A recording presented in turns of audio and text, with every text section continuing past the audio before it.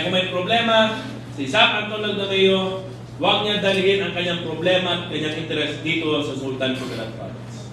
He has done a lot of mess in Maguindanao and in Bark. Huwag niya idamay ang Sultan Kudarat.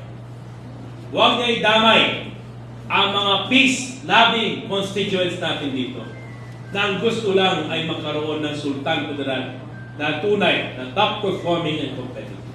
Yun na naman ang aking gusto dito. That we showcase genuine and sincere love and services to the Filipino people.